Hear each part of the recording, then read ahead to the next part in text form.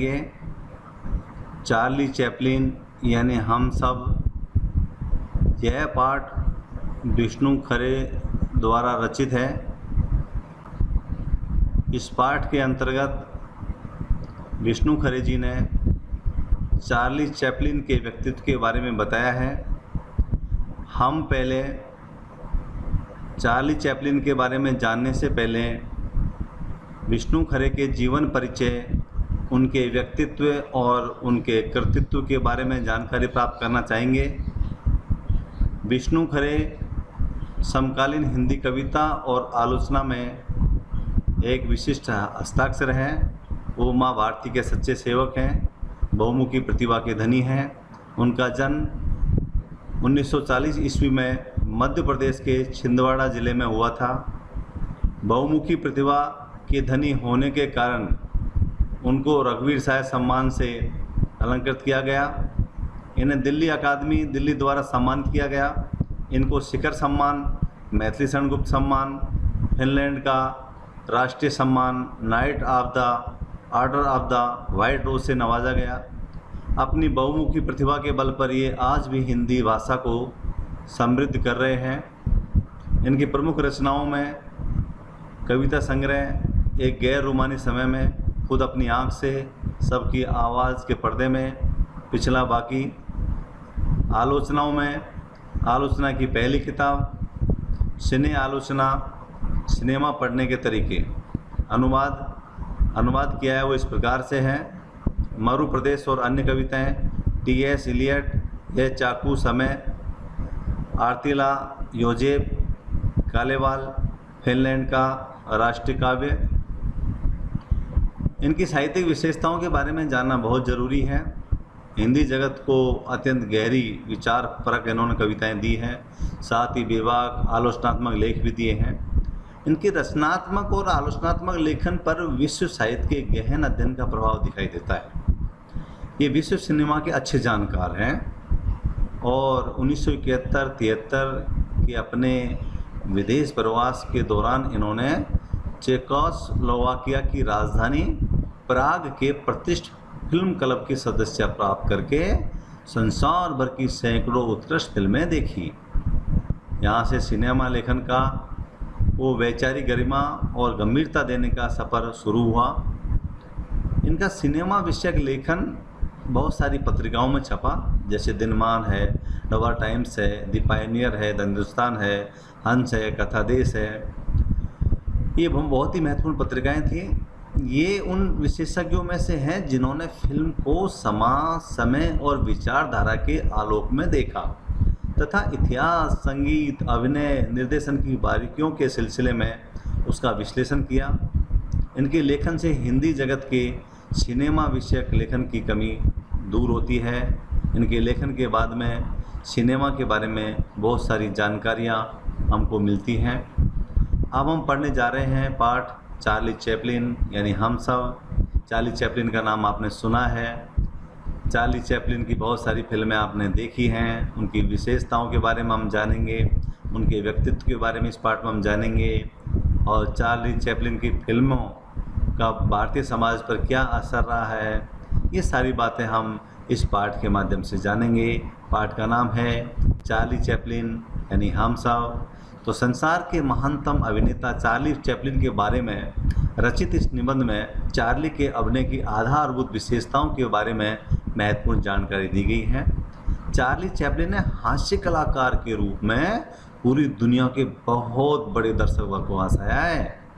उनकी फिल्मों ने फिल्म कला को लोकतांत्रिक बनाने के साथ साथ वर्ग और वर्ण व्यवस्था को भी तोड़ा है।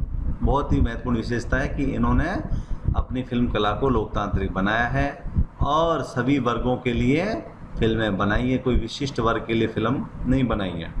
चार्ली ने कला में बुद्धि की अपेक्षा भावना को महत्व दिया है। जिस पर बुद्धि हावी हो जाती है उसका विवेक हो जाता है। यहाँ पर भावना ही श्रेष्ठ होती है और उनको भावना का ही उन्होंने प्रमुख महत्व दिया है। बचपन के संघर्षों ने चार्ली के भावी फिल्मों की भूमि तैयार कर दी थी।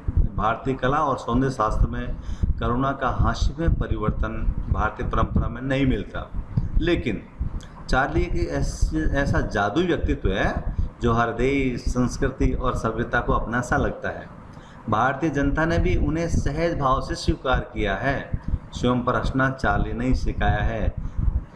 भारतीय सिनेमा जगत के सुप्रसिद्ध कलाकार राज कपूर को चार्ली का भारतीयकरण कहा गया है। आपने देखा होगा उनकी फिल्म आई थी आवारा, तब से ही उनका ये भारतीयकरण माना गया है। चार्ली की अधिकांश फिल्में मूक हैं, उसमें भाषा का प्रयोग कम हुआ है, इसलिए उनको अधिक महान भी होना पड़ा।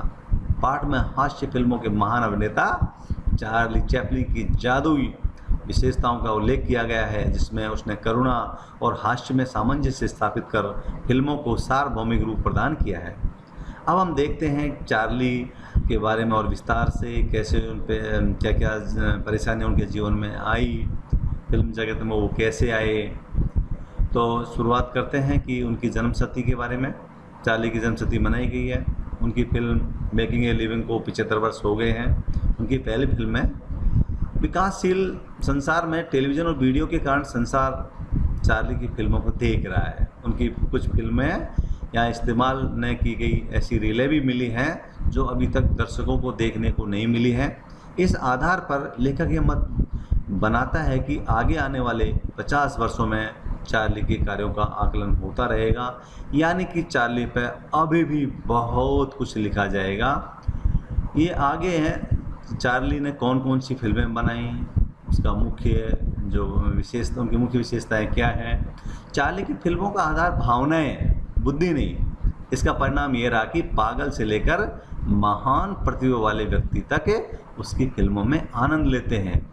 महान प्रतिभावान व्यक्ति का कौन है यहाँ? इसमें आइंस्टीन तक का महान व्यक्ति जो इसमें इनकी फिल्मों का आनंद लेते हैं। चार्ली कई फिल्में दर्शकों की भावनाओं को भिन्न प्रकार की अनुभूति कराती हैं, जैसे Metropolis, cabinet of doctor Caligari, the Rowanshield, last in Marienbad, the sacrifice आदि ऐसी ही फिल्में हैं। चार्ली ने फिल्म कला को सिद्धांत के शिकंजे से बाहर निकाला है। दर्शकों के मध्य व्याप्त वर्ग और वर्ण व्यवस्था को समाप्त किया है उन्होंने।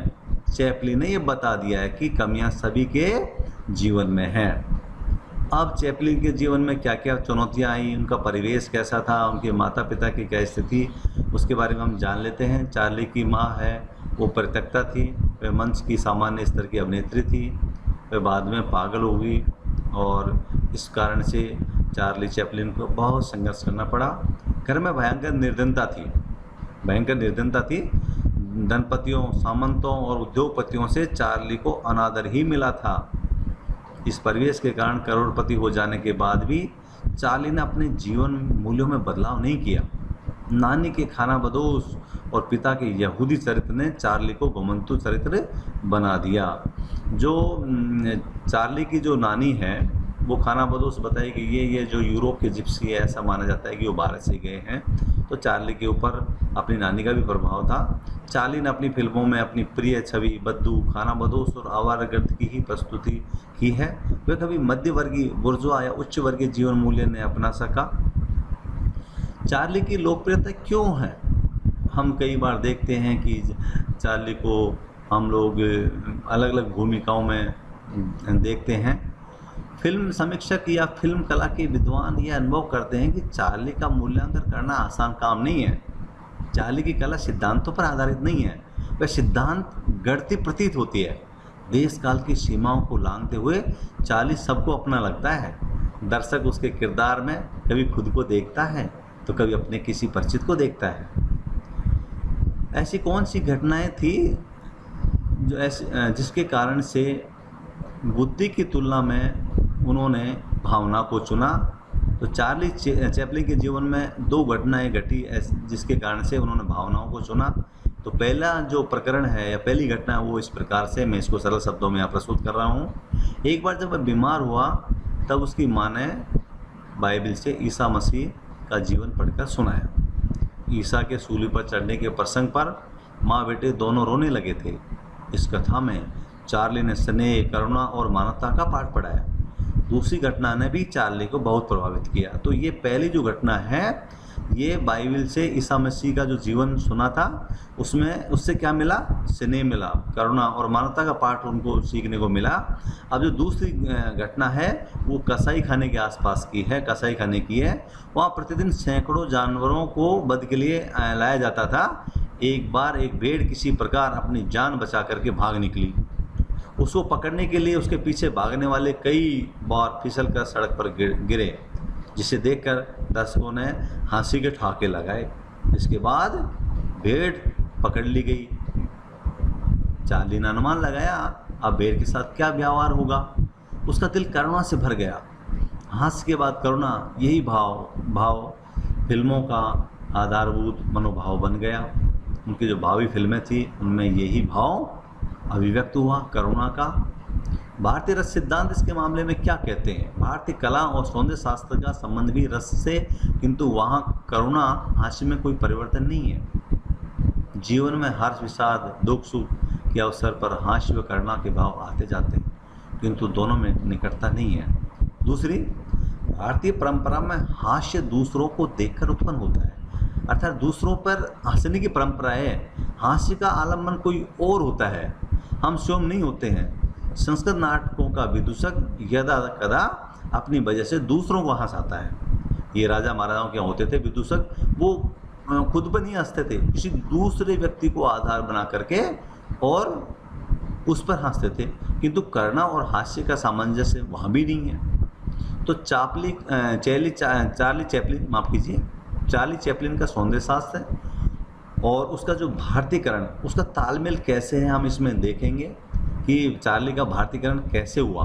तो चार्ली का हास्य कब करुणा में बदल जाएगा, कब करुणा हास्य में परिवर्तित हो जाएगी ये हम नहीं जान सकते, जाना नहीं जा सकता। भारतीयों ने भारतीय साहित्य शास्त्र के विरुद्ध चार्ली के इस प्रयोग को भी स्वीकार कर लिया। कब? इस स्वीकार्यता ने कला की व्यापकता को भी प्रमाणित किया है। चार्ली के इसी अभारतीय सौंदर्य शास्त्र से प्रभावित होकर राज कपूर ने आवारा फिल्म बनाई थी, जो वस्तुतः दी ट्रैम्प का शब्दानुवाद है और चार्ली का भारतीयकरण।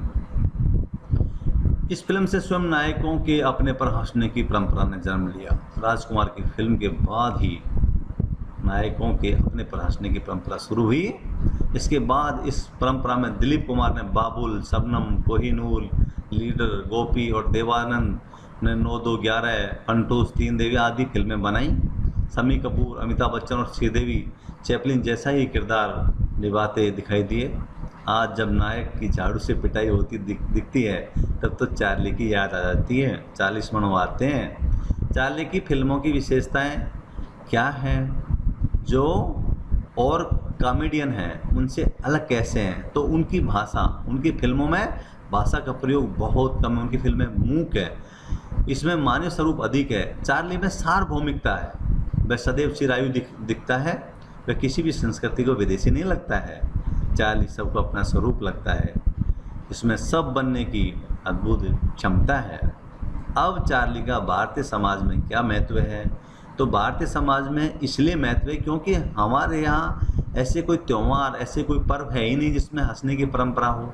एक होली का त्यौहार जरूर है जिसमें हंसने की परंपरा है। एक होली के अपवाद को यदि छोड़ दें तो भारत में अपने पर हंसने की, स्वयं पर हास्यास्पद बनने की परंपरा नहीं है। नागरिक लोग तो अपने पर हंसने की सोच भी नहीं सकते। चार्ली स्वयं पर सबसे ज़्यादा हंसता है।